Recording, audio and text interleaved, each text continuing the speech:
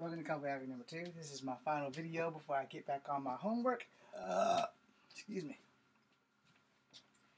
So I just made a video about moves and studying your opponent.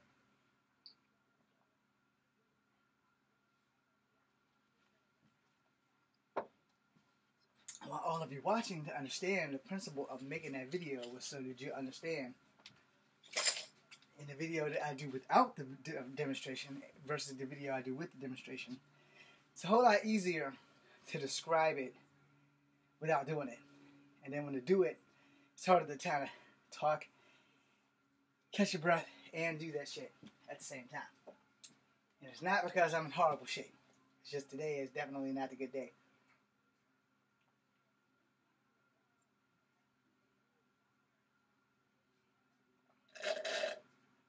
Okay, it's because I'm in horrible shape. But yeah, I'm not as in horrible shape as it looks. So, also, you know, when you're doing a fight, if you are doing this professionally, I highly recommend, unless the person you are fighting is a newbie and they have no fights under their belts, which is an unpredictable and you're going in blind type of fight. Let me explain that before everyone goes, we're going to send you to Rob on McDojos. Okay, first off, if you're both new to the game and neither one of you had fights, both of you are basically working on reputation alone. In other words, like when they give you your nickname, James, the lame-ass Native American half-breed mutt motherfucker, versus Jonathan, the Kung Fu killer, or the Shaolin executioner, or some random ass fucking name that they'll give you. You know, that everyone will know, love, and respect you for. You know, if this is both of your first fights, there is nothing for you to study. That's pretty much the gist of it. There is nothing for you to study. If you haven't had like amateur bouts and they haven't been filmed, or somebody hasn't Facebooked it or whatever, then there's nothing for you to study. So you're going in blind. You're going in both new fighters, both fights, both first-time fights. You have not studied your opponent because your opponent hasn't been in a first-time fight. He may have had a reputation for coming up through the ranks in the amateurs, and you may have had a reputation for coming up the ranks in the amateurs. But the fucking possibility of you both finding video of each other, unless you have like a personal YouTube site, is kind of slim. I wouldn't say it's slim to none, but it's definitely kind of slim.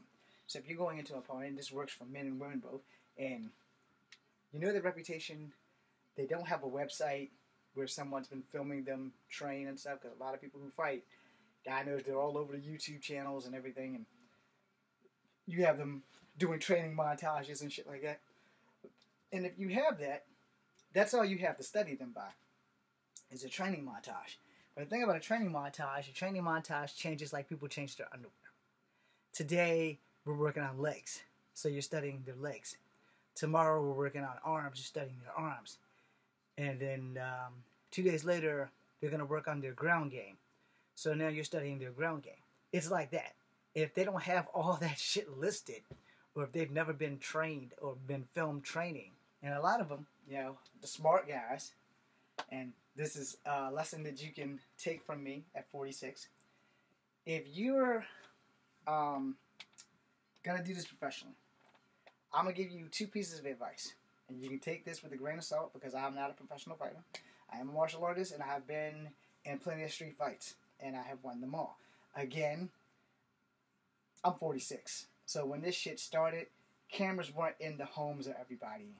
And nobody was going out filming kids fighting. Alright? It's kind of like when bum fights came out. Back in the late 80s, in the early 90s, back in the late 70s when I was 6 years old and started this crap. And then when I got into like my teens and shit like that, nobody had cell phones. Nobody had camcorders. Only the rich people had camcorders. There were very few black people that had camcorders. Trust me on that.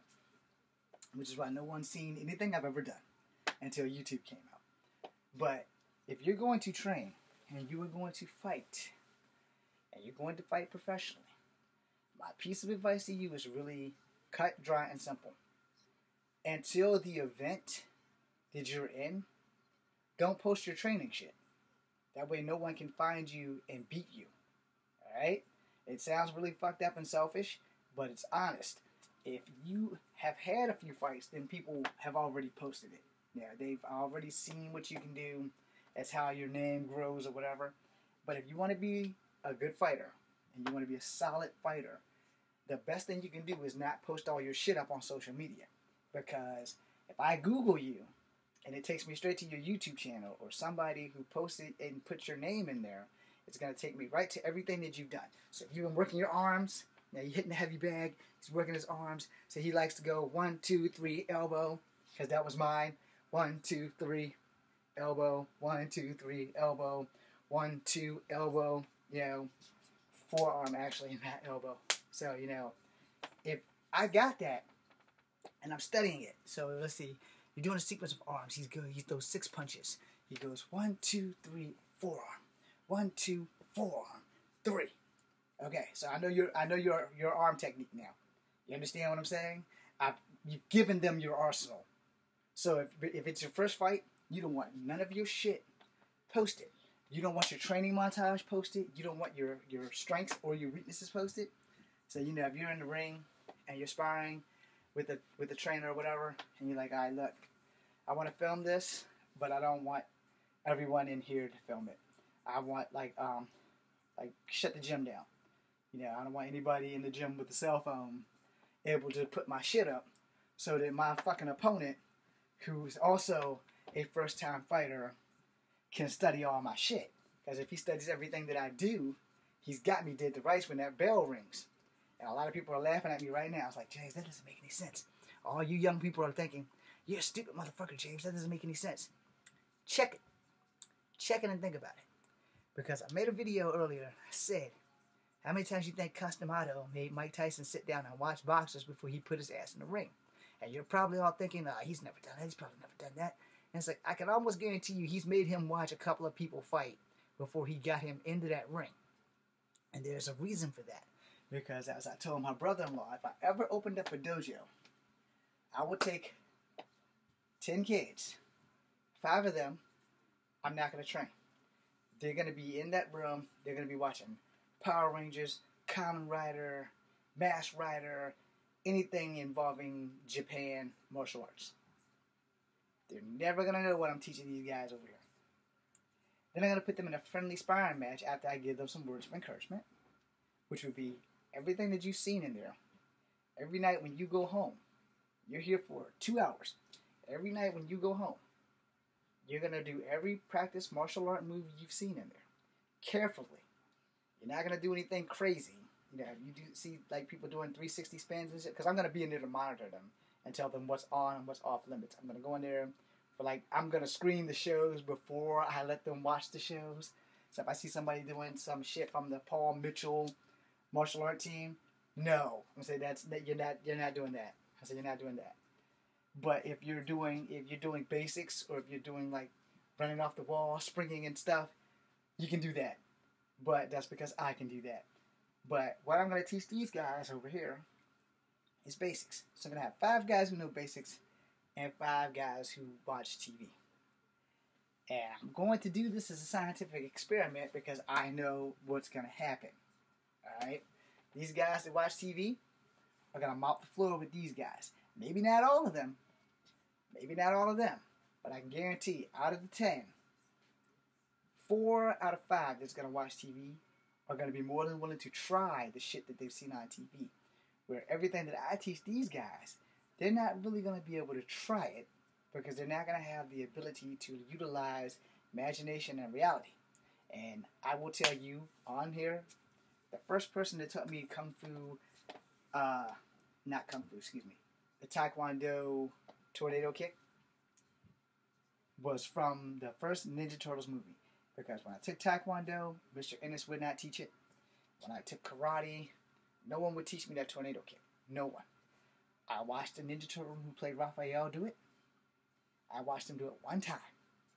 I went outside and I practiced that shit over and over and over and over and over until I finally got it right. One of my idols, Michael Worth, he played in Acapulco Heat. He had the reverse tornado kick long before JDF came, Jason David Frank, you all know him, Green Power Ranger.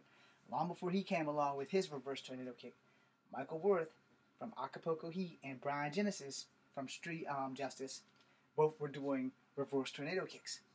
No teacher that I went to would teach me how to do it. So I studied them. I watched them. I went outside and I practiced that shit. It became a part of my arsenal just like anything else. And I didn't understand why no teacher would teach me that. Well, there's plain and simple reason for it. One, the teacher can't do it himself, so he's not going to teach it to you. Or two, it's not in the line of the arsenal of the style of martial arts that he is teaching. And truth be told, he probably can't do it. That's probably why he hasn't taught you that. Alright? So there's a lot of things that go behind what you learn and what you are taught and who's willing to teach you. Which is why I said what I just said. Some kicks and some styles are just not teachable to some people. And most of the time it's due to the fact that the teacher himself or herself probably just don't know how to do that kick. Henceforth, if these kids are watching Power Rangers and they see the reverse tornado kick, which I would definitely show on there, and I was like, I want to see it. I want to see if you can do it before I allow you to use it. While I'm teaching these guys this, I'm watching these guys do that, and I'm going to make sure that they don't do anything that I would not allow them to do, or that I can't do myself, due to the fact that my leg is fucked up. But I can't do the reverse tornado kick anymore due to my hip, because my left reverse tornado kick was just like my left tornado kick. They were the best. Left tornado kick still sucks. My right tornado kick sucks. But my right reverse tornado kick, I think I can still pull off. I don't know. I'll have to find out. But for the most part, I'm not allowed to do those things anymore due to my hip replacement. So, you know, you have to manage your tolerance of what you can and can't do. And so I'm not going to just let these guys that I'm teaching basics that have some kind of arsenal to protect themselves against what they see in the Power Rangers. That wouldn't be fair. But I know that these guys over here that are watching those Power Rangers are going to come at these guys that I've taught basic shit hard. And the only thing that I'm going to do after that is I'm going to switch classes. Yeah, I'm going to switch off and put those guys in that was watching Power Rangers in a normal class, and those guys that were doing normal stuff in a Power Rangers class. So that way everybody can understand how this shit works. What's real, what's not. What's usable, what's not. And 9 times out of 10, here's the thing. I'm going to piss off a lot of people, so I'm going to say it because it's honest. Most of the moves that you see in the movies are real.